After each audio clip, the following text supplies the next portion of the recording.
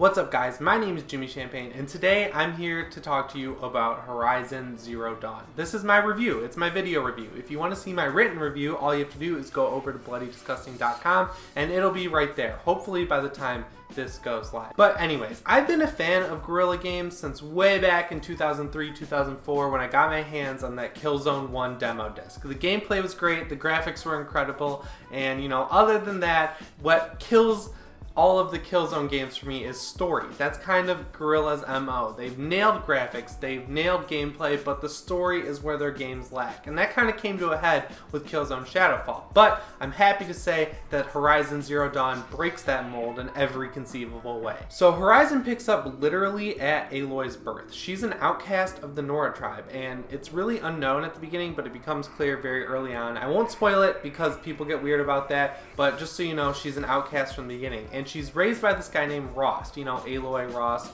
Alloy, Rust. It's kind of like play on words there. Everything's about metal in this game. So Rost dedicates his entire life to raising her. He's actually an outcast by choice, which is crazy. He totally gave up his life in the tribe to raise Alloy so that when she grows up, she can take on the passing, which is just a trial that all the kids do when they come of age, and it allows them to become a brave. But the benefit for Alloy is that she can re-enter the tribe as a citizen. So it's pretty cool because her whole life she's treated as an outcast. Like, they don't want her in the tribe, they make fun of her, they rip on her, and she doesn't know why. So it kind of is a really good start, but there's a lot of exposition. It's all cutscenes for like the first hour and a half of this game. And that's the point where you really want to play. It's almost as if Guerrilla Games was scared that they just had to nail that story right at the beginning or people would give up on it. And it kind of makes sense when you look at their past, but it also is kind of a knock against it because I was getting pretty frustrated for the first hour of the game. So the story in Horizon is way, way, way better than anything Guerrilla has ever done. It's better than like all the Killzone games combined,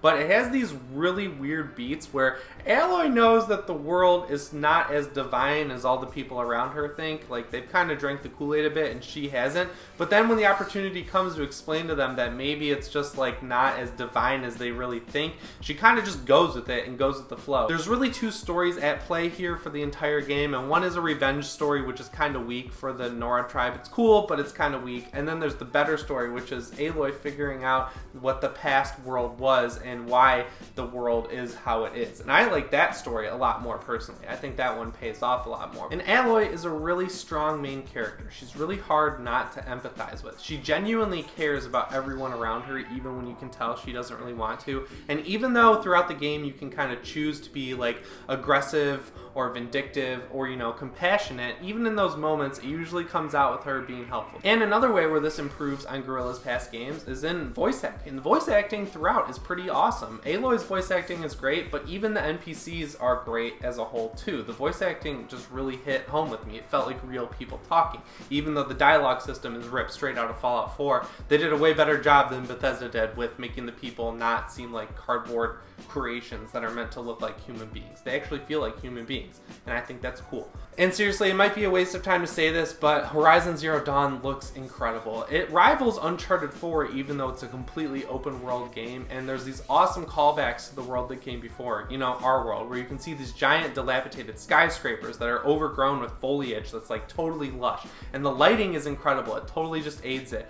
I was playing on PS4 Pro, but there's a day one patch that actually activates all the differences for PS4 Pro, and I gotta tell you, this game, it looks amazing in 1080p. If it looks as good as it does on PS4 as it did on my PS4 Pro, there's really nothing for you to be disappointed about here. It looks incredible. It's honestly rivaling pretty much every game I play on PC, and I have a really beefy rig. Like, I have a 1070, I play usually in 1440p or 4K at times, and Horizon looks better than anything on there. So at the beginning of the game, I was just casually completing side quests and doing the main story and doing these weird hunting things, and that kind of kept me on the far east side of the map. And I was going north, and it was kind of unlocking this little fog of war thing, but I never really thought to zoom out on the map. Then I got a side quest that drew a line for navigation directly across the map, and I was like, what? This is going off screen, and then I zoomed out. The map in this game is massive. It's so big.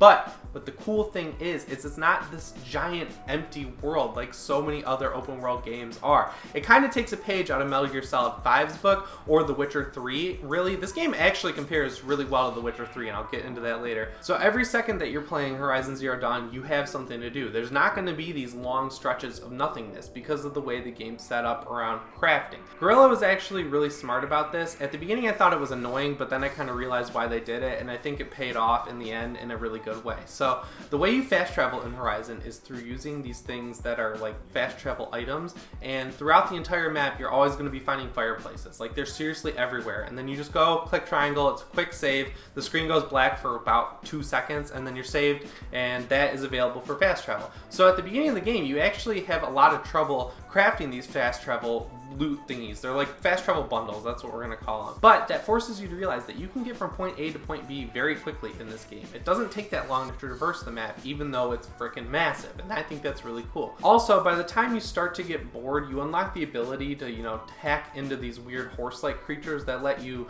ride around the map, and they're totally useful. I like them, and as long as you don't fast travel, you can keep those and call them whenever you need them, which is really cool. And then by that time, you have fast traveling. Like, you get to the point where you can start crafting the fast travel bundles, and then when that starts to get annoying, you can buy one that's permanent, so you can just fast travel whenever. You get this bundle that's like unlimited fast traveling. So I just mentioned the weird robot horses, and I feel like that's the perfect jumping point to talk about the enemies in this game. They're amazing. It's really, really cool. I thought it was just going to be robot dinosaurs, and then I was like, why don't they just do regular dinosaurs? Why do they have to be robot dinosaurs? But it's not just dinosaurs. It's like every type of animal you could ever think of has been replaced by robots. It's kind of cool. You'll see T-Rexes, cows, cheetahs, turkeys, tigers, everything you can think of, there's like a robot version of it, and it's not just dinosaurs, which I mentioned, which is pretty cool. And a lot of them are very hard to fight, but they have their own unique ways of taking them down, and most of them can be exploited by the Tripcaster, which I'll talk about later. But the combat is so fun that when you actually get into the fights with them, you want to figure out how to take them down by using this weird little thing she has called her focus.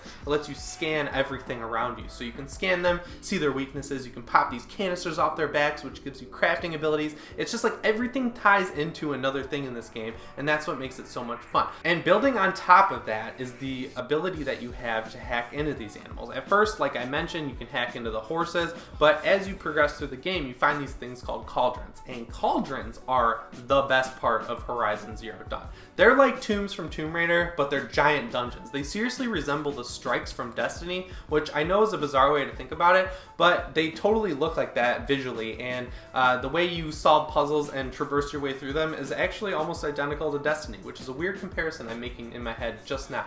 But so if you can kind of visualize that, you kind of know what's going on. I really compare a lot of them to Vault of Glass. But anyway, they're weird dungeons that when you get to the end of them, you usually fight a boss character, and then you unlock the ability to hack more and more of the enemies. And that's awesome, because once you hack the enemies, there's nothing cooler than seeing your own robot cheetah attack a robot T-Rex. It's gonna get its ass kicked, but it's still dope to see it try so hard and then fail so spectacularly. And it'll defend you while it can, and it's so heartbreaking to see it die.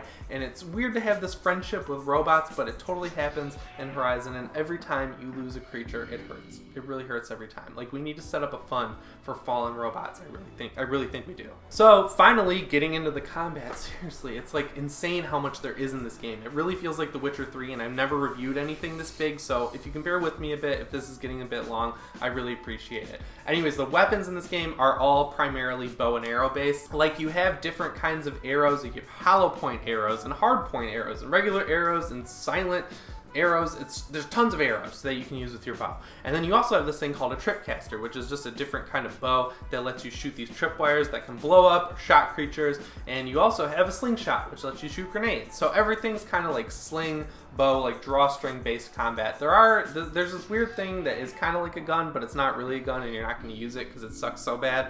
But basically, you're going to be using bows. But what's cool is that this game pulls a page out of Far Cry's book where you can kind of strategically plan how you're going to take over every combat scenario like a total badass. Like, you can totally spec out Aloy to have different outfits and different loadouts that will help her in different ways. So if you want to play stealth, you can play stealth. You just go buy an outfit that gives you a stealth buff.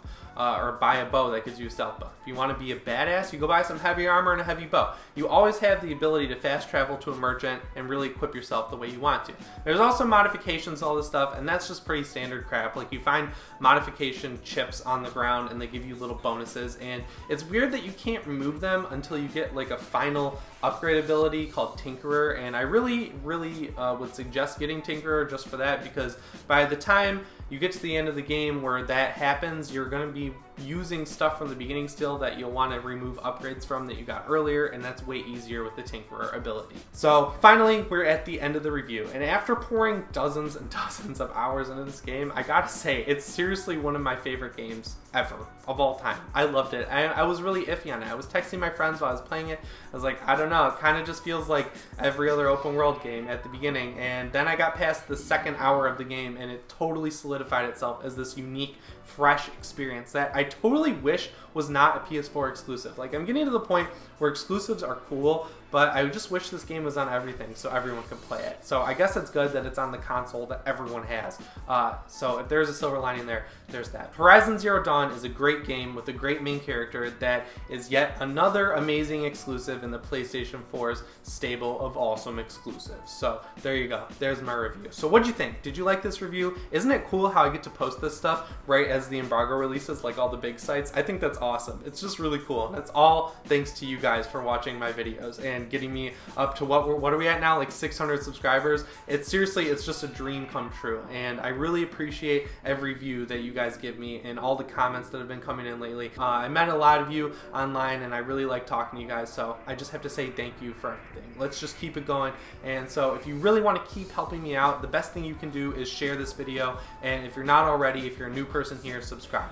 The thumbs up button, I guess, helps, but the biggest two things are subscribing and sharing the video. That would really help me out. I hope you like this video, guys. I'm going to have some more reviews coming up soon. I'm playing Sniper Elite 4. I just got Halo Wars 2. We've got some great stuff in the works. So, as always, I'm Jimmy Champane, and I'll see you in the next one. Thanks for watching.